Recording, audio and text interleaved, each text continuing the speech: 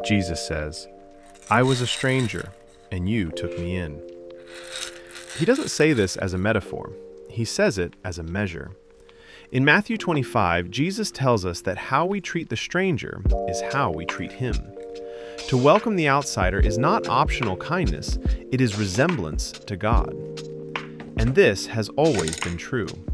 From the beginning of Scripture, God reveals himself as the one who welcomes. Long before Israel had a land, Abraham was a wanderer, a stranger himself. In Genesis 18, 3 unknown travelers appear near his tent. Abraham does not interrogate them. He does not measure their worth. He runs to meet them. He offers water, rest, and food.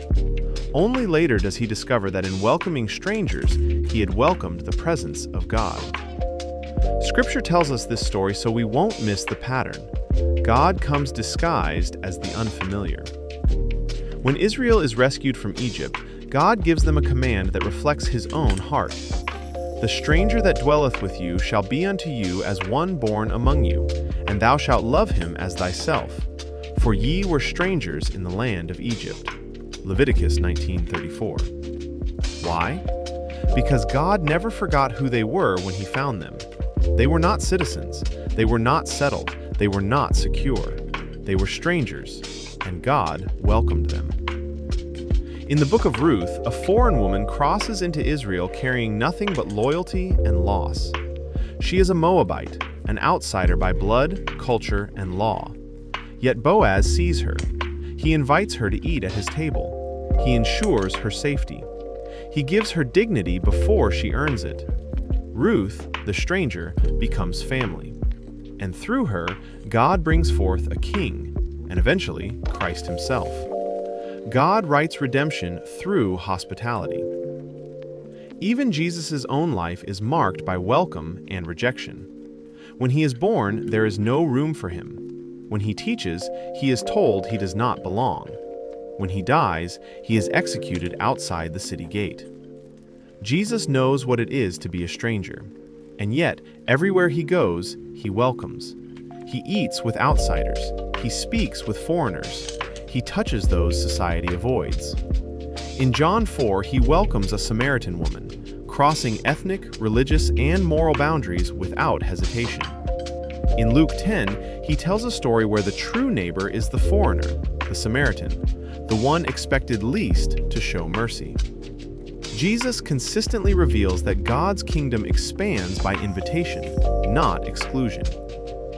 The early church understood this.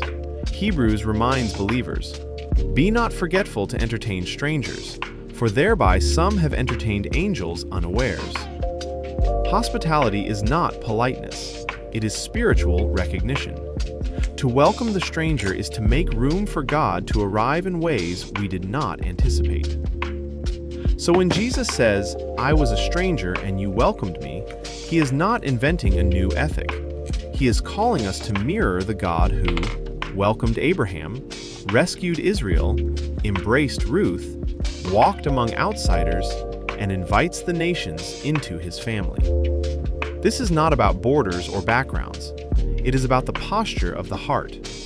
God does not ask us to agree with everyone. He asks us to receive them, to make space, to open doors, to refuse to treat people as interruptions to holiness, because holiness, in Scripture, always makes room.